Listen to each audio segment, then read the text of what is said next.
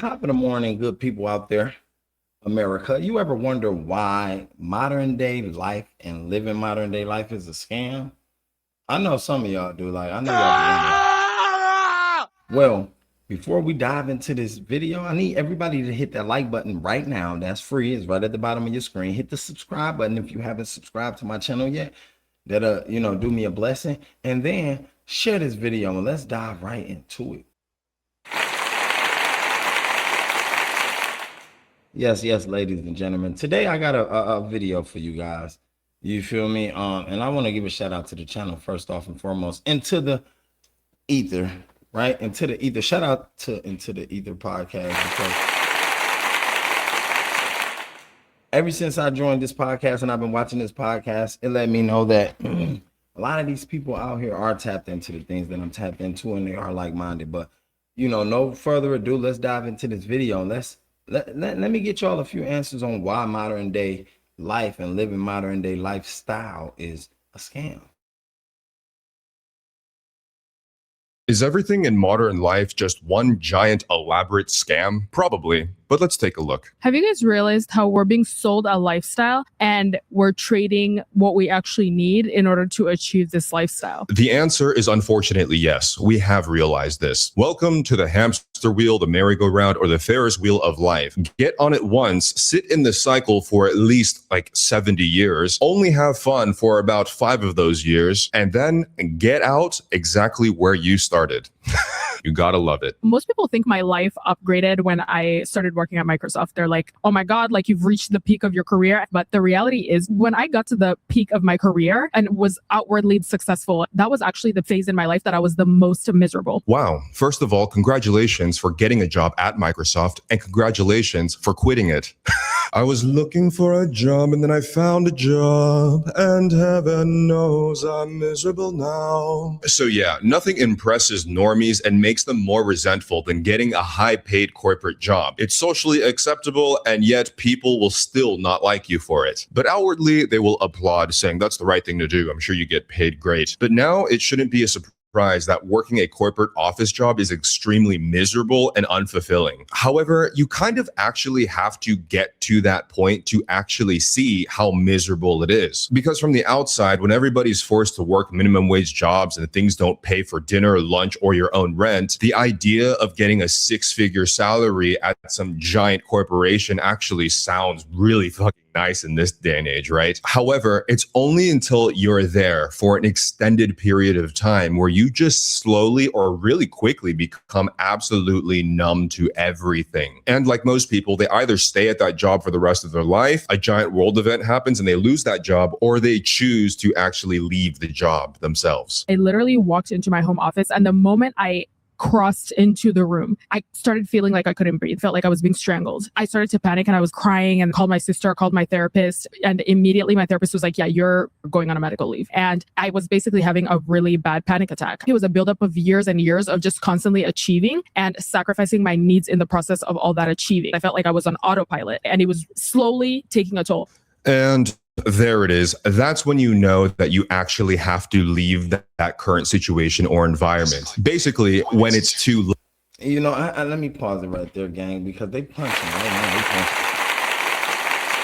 They are. And right now today, the work field is just like this. It's quite like this, Everybody, they tired of the work field, man. The work field is stressing you out. The people at the job is stressing you out. It's stressful.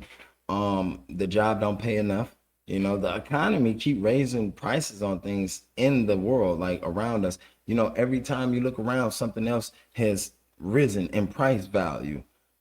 Something else has risen in price value, and yet they give us no way around that. They not paying you more money to do the positions that you're doing. You understand what I'm saying? They're not upgrading the pay rate, the pay scale, the pay field, none of that stuff. In Milwaukee, Wisconsin, minimum wage is still low as hell. Now, when you go to California, you get $20, $21, $22 plus minimum wage.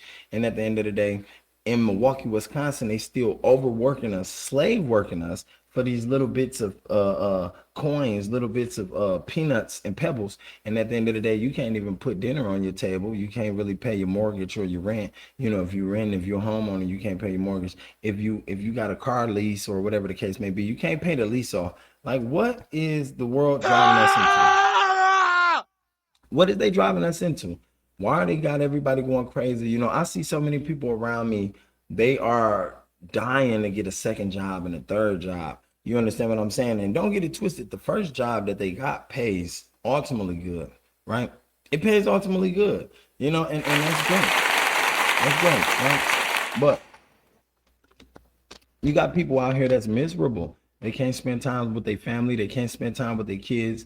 They can't spend time finding a passion or doing the things that they love. And at the end of the day, you know, once they fall out of love with the things that they want to do, you know, all due to work and trying to get this money. But at the end of the day, they find themselves so miserable with life, just living life, period. They upset with it. They feel like, yo, life was a disaster. Yo, it was a mess.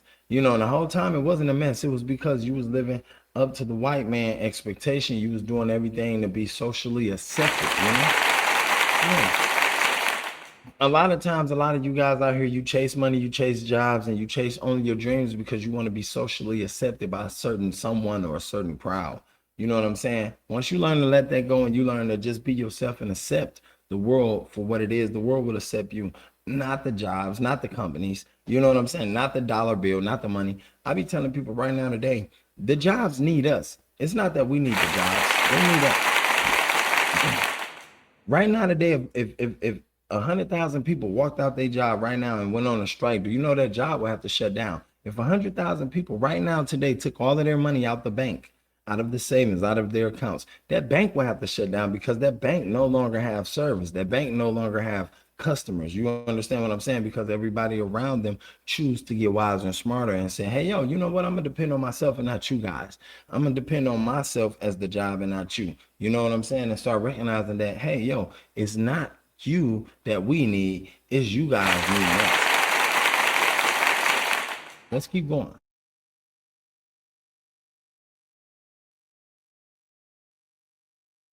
Late already. Most people, if you've ever been on this life path, when you're trying to achieve things or attain success or whatever that might be in your career or job, you generally have, I guess, what you consider a battery level or an energy level. And when you're younger, you definitely have a lot more and a lot more to prove to try to attain your idea of success or for whatever that is, right? And depending on who you are, that battery and that energy might last longer than others. But in the end, a lot of people will eventually hit a wall. And according to her, it's basically she started getting panic, anxiety at work and all these types of things. And to be honest, I understand that it might be actually very hard to empathize with when you hear that somebody was so successful and had a great career and job, got out and panic attacks, boo-hoos.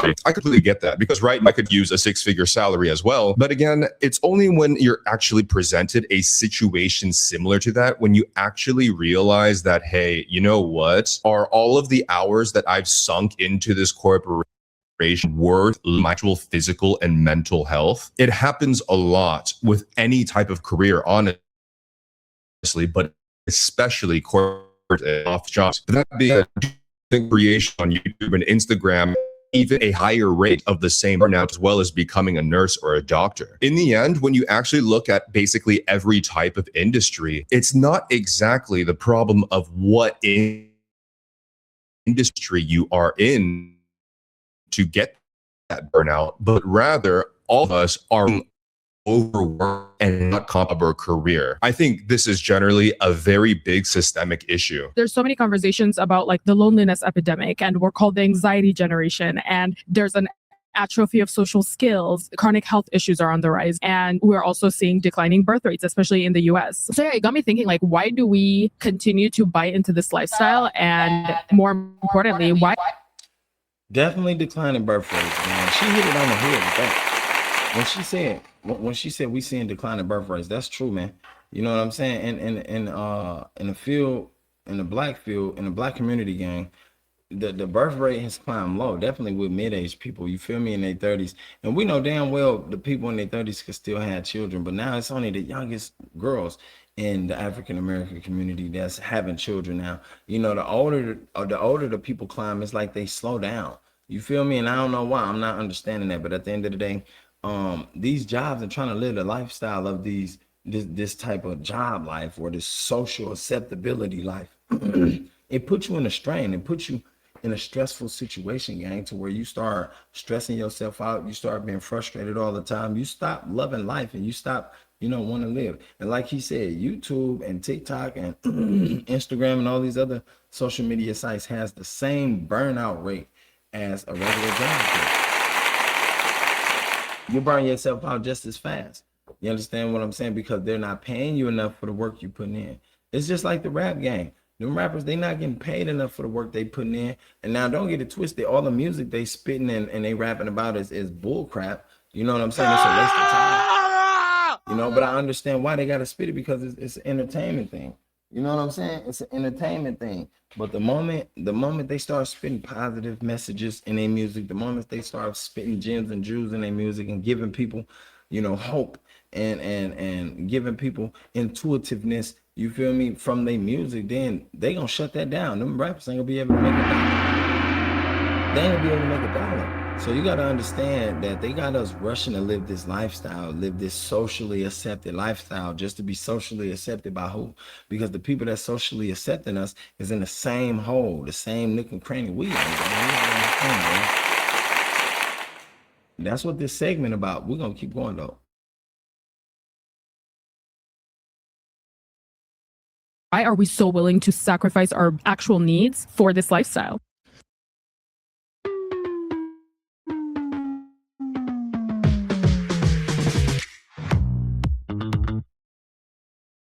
All right, so she's coming in strong already, because it's true. The anxiety generation, the loneliness epidemic, all of us are numb, exhausted, and burnt out. It doesn't even matter what age you are, what demographic you are, where you basically live. It's almost global at this point, but especially in the USA. In good old America, the land of the brave, where you can work 45 hours for below minimum wage and literally won't be able to afford dinner or rent. That being said, she proposes a very good question. With all of the declining mental health statistics, the loneliness, anxiety, declining birth rate, all of those things, why do we to pursue action of success, or more specifically, financial success? The answer, I believe, is actually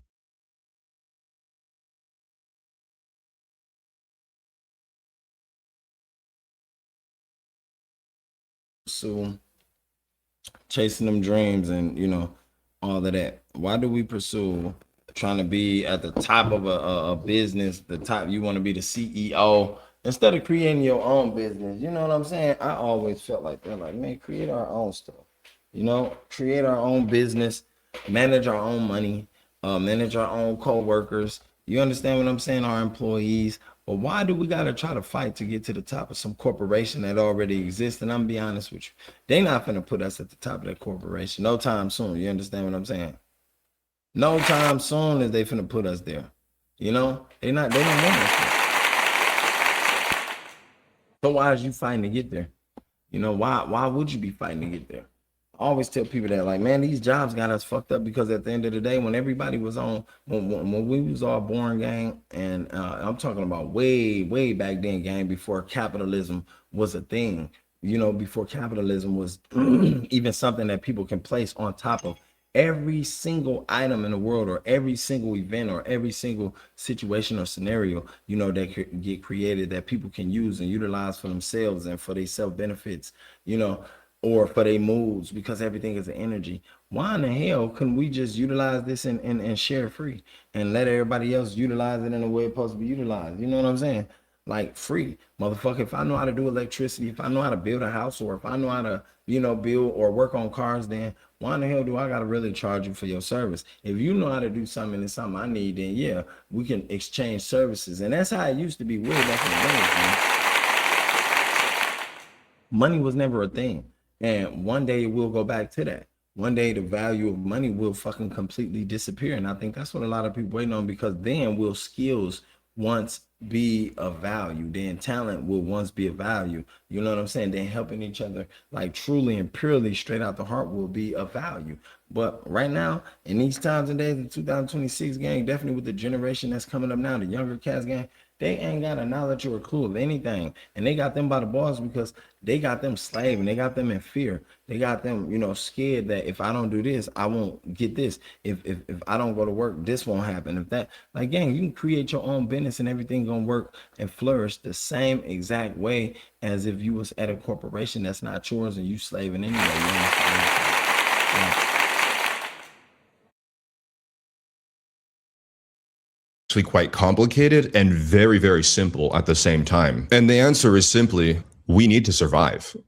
Like, you're kind of brought into two very grim directions, right? It's either only worry about pure survival, affording rent and food, and have no time to think about your mental health, even though those things affect your mental health quite a lot and your physical health. Or you get to that point where you don't necessarily have to worry about money, but you have to work a lot to the point that you also sacrifice your physical health and your mental health. So then at that point, what exactly are you supposed to do, right? Unfortunately, I don't think there is a clear answer to this because of the current time that we live in. We're still in this very confusing, blurry transition era when it comes to our society, where what we're being taught growing up is still only the direction that we're given, right? Go to school, get a good job, start a family, have kids. And now we're moving in this new age where there isn't exactly a clear path. Those things are basically impossible to achieve at this current stage of the society and culture. So then the only thing that is linear enough to understand is that idea that was presented in the old world, which are those traditional markers of life, right? Go to school, get a job, go to college, make money, have a kid, and then the cycle repeats. But now in this current time period, it's not that simple because most of these things are absolutely unattainable. Right now, we are basically feeling the effects of trying to attain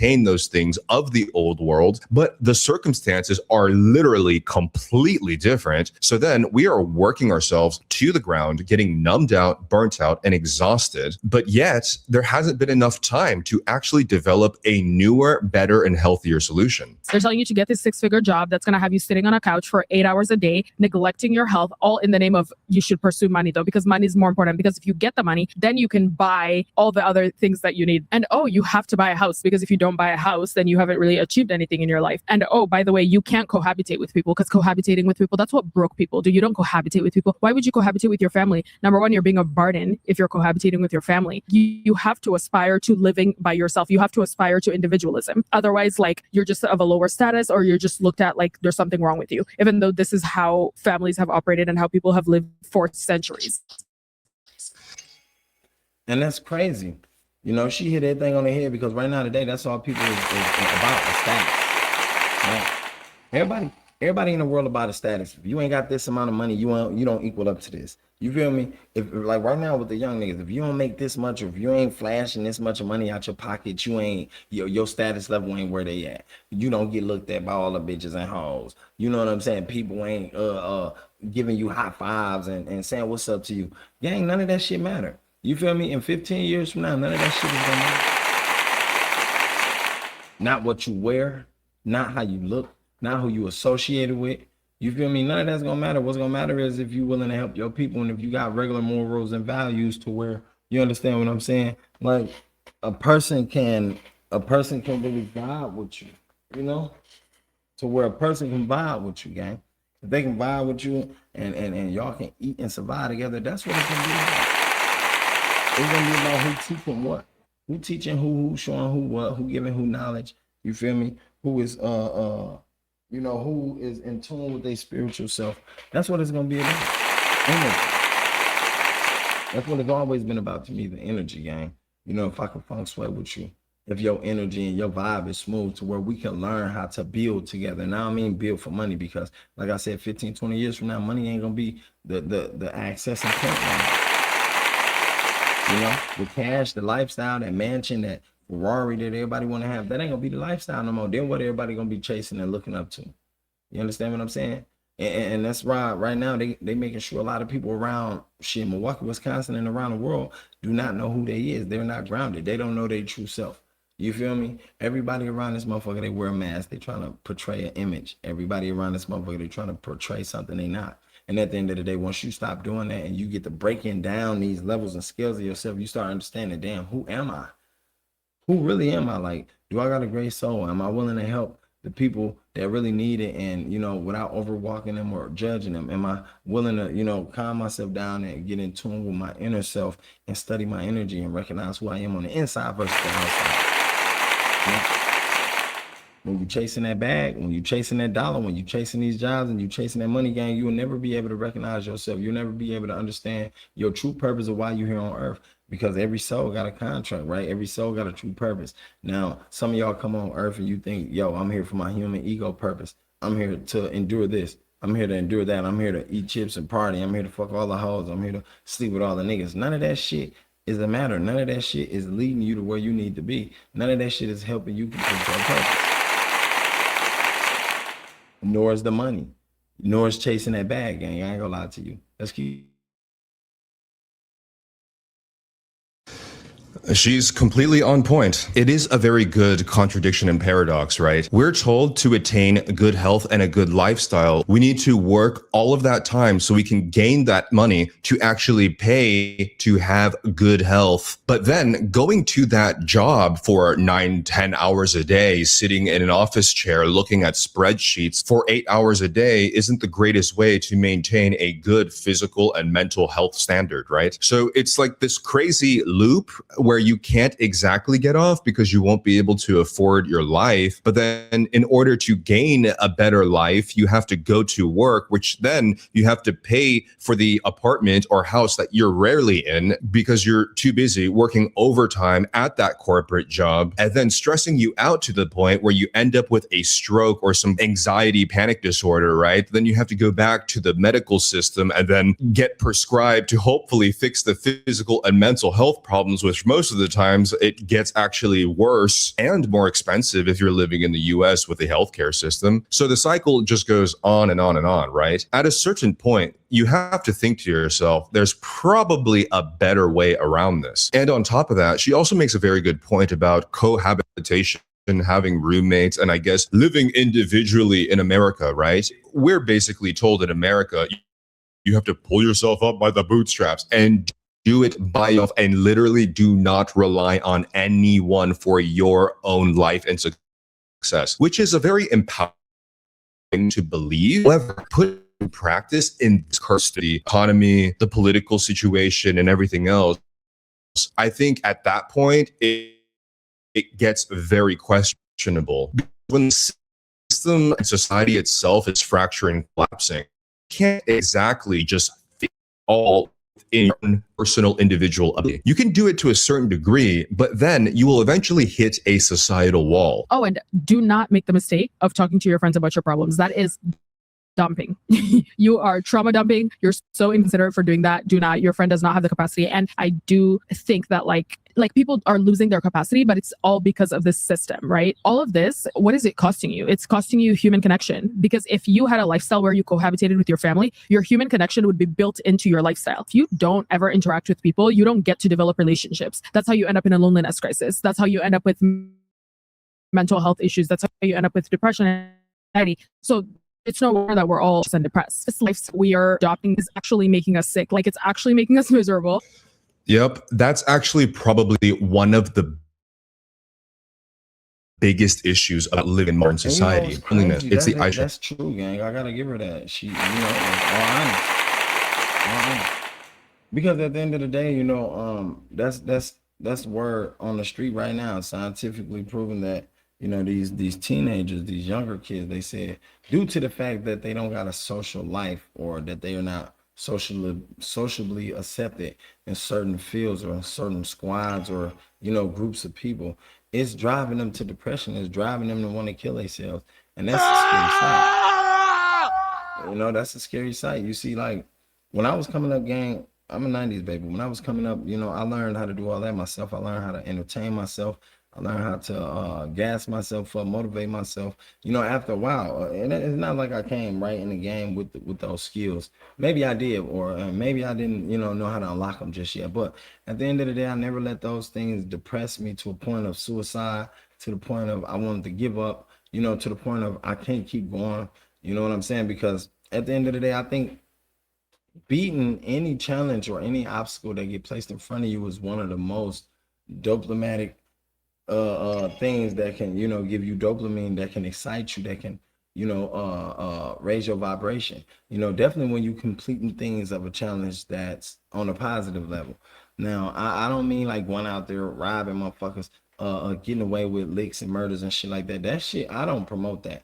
I'm talking about achieving things that you want to achieve for yourself, like a certain milestone that you wanted to achieve. Maybe it's a bad habit or a bad hobby that you got and you want to let go. Maybe it's, bad friends that you connected with and you want to let them go or change your energy. Whatever that is, I promote that. But, it's like nowadays living this modern lifestyle, gang, it sort of drive you insane because, yeah, you got to live up to so many expectations. And this is what we all hearing, definitely as podcasters, we hearing this from all over the world, from younger kids, from teenagers, so on and so forth. But like, what is the player plan? What is the play card for the next demographical wave that's gonna take place for people to latch on to? Because he said, first it was to get a job, make a lot of money, have a family, have a kid, and that cycle repeat. You know what I'm saying? But they never told us that, in 2026 we want to go have a direct layout plan. We want to go have a direct layout plan to follow. And that's why you look around you, it's a whole bunch of teens out here, they just street walk a lot, gang. They ain't got a direct layout plan because their parent didn't have a layout plan. Maybe the grandparents didn't give their parents the layout plan. But see, when I was coming up, gang, grandma and granddad gave out the layout plan of what to do in life and how to live it and how to, you feel me, coast life. I ain't gonna lie to you. Let's keep going. A lack of family and friends and community. And there's tons of factors that go into why we're so lonely in this current day and age. But number one, let's just throw it out there. The most obvious reason is this: technology and social media. But on top of that, there are a lot more structural problems that we didn't exactly acknowledge, plus cultural, right? And the current state of social media and the culture is definitely not helping either, where everything is so convenient. You can get everything delivered straight to your door, even just left at your doorstep, where you don't even have to open the door to greet the guy that delivered it to you, right? And of course, for extreme introverts like myself these days, it's actually quite nice not having to interact with anybody. Man, does it actually start weighing on you days and days, weeks and months in, right? One of the points you brought up is that if you try to share that you're actually going through problems with a friend, everything is therapy talk now. And you basically can't have any issues without being told to go to therapy, right? But for the longest time ever, humans have complained to each other about practically everything since the dawn of humanity, right? I remember watching this history documentary, I think it was like ancient Rome or Greece or Egypt, where they actually etched in a slab of stone talking about how this dude got ripped off for selling the wrong type of papyrus. And where I used to live in Central Europe, complaining about your problems and issues was actually, I guess, some sort of leisure activity or a national pastime. The culture and the people would actually have this stereotype that they complain too much about everything. But to be honest, it was actually really refreshing for me because, not gonna lie, I do enjoy venting and complaining. The whole point was to literally walk to a park or a cafe, share a croissant or a cappuccino, and literally vent about everything. I'm not even kidding. Some of these conversations would go for at least 3 hours plus, purely just complaining. And I know a lot of people probably hear this, and especially if you're from America or the West, there's more of this kind of like grassroots tough guy type of mentality where you shouldn't complain about anything at all. So when you hear people complaining, you're probably like, I don't need to hear any of this. I'm a hard worker that doesn't need to complain about anything. Oh boy, you're missing out. If you find the right people to actually just vent to simultaneously, it's extremely cathartic. But of of course, there is a balance to it as well, because if everything becomes complaining and negative, it definitely does get draining too. However, I will say there is an actual thing called trauma dumping, where people are, I guess, dumping all of their deep personal, emotional issues and trauma to people that didn't even ask, where they eventually become extremely overbearing and make the entire conversation about them and their own problems. That definitely does happen. But in general, people for centuries have kind of just bonded over complaining about. Damn, that's trauma bonding. That's basically what he's saying, man. I was just saying that to my son, man. This nigga in the bathroom. I tell this nigga I gotta use it. He cut the water on anyway. What the hell wrong with you? Is you tripping? You see, like right now, today, man, the world is so fucked up that these kids really think they run a lot of shit. They don't. They don't run nothing. They barely can even run their lives, man. Having babies and shit out here going crazy like that. And this is what he talking about. This is what this whole podcast talking about. You understand what I'm saying? And the day people wake up and start understanding that, will they be more understanding of the world, and then will the world understand them, and then we all know how to work and correlate together without always trauma bonding, like he finna say. Most times people right now today, they get together and they only bond because of trauma or complaints about how bad and how depressed they are or how sad things are around them. And honestly, that is not where we should be at in the mental state. That is not where we should be at in the mind. That is not where we should be at all in life in general. You feel me? Every day you wake up, you should be happy that everything is working for you, not against you. And a lot of times, I think that's what's taking place right now. People, they feel like, damn, it's working against me. It's not working for me. You know what I'm saying? But no, it's the other way around. And the moment you start seeing that, then you will step over into the new earth. You understand what I'm saying? The old earth is the way of thinking and fear, and the way of thinking and depression, the way of thinking and sadness, sorrow, envy, and jealousy. That's the old earth to me, if you ask me. I don't believe in all that. I believe in uplifting people, motivating people. I believe in looking out for people. Now, if you gotta check a motherfucker, then check them. Okay, that's sometimes that's what you gotta do, but don't check them in a way to hurt them. Don't check them in a way to hurt their heart, hurt their feelings. Don't check them in a way like you just downplaying them and like you just so up here. No, it's a way to do things, and if you able to correlate like that, then that's what's up. But like I said, these children and not just children and teens, the reason the older people don't vibe with the young people is because the young people is just so misunderstood. They don't understand the older people, nor do they want to listen. They ain't trying to hear nothing you talking about. You throwing them some positive information, they don't want to hear it. And I'm like, dang, that's crazy, because back in my day when I was coming up, gang, that was called having that listening ear. And then plus you respect your elders, and you always listen to the elders, and you understanding them. You feel me? You will know, you'll be able to discern bullshit from the real shit. But at the end of the day, just to cut the water short on them and just cut the ear off to them, that's disrespectful. You understand what I'm saying? I believe so. Now, I will keep going on his video, but y'all want to know more about that, y'all want to see some more about that, you got to go to his channel. Then you got to subscribe, right? You got to subscribe to Into the Ether, and I think he got one of the greatest channels out here, along with everybody else I watch, because knowledge is powerful. Knowledge is power. Knowledge is the world. With knowledge, you can teach, you can reach, you can learn, you can earn, whatever it is that you want to put your mind to and your attention to and your energy and gang. That's what I love, and I love teaching. I think that's my job, that's my passion, that's my purpose. But anyway, man, I love y'all. Y'all make sure y'all take care, stay safe, stay out the way, man. Stay out of trouble. I don't know.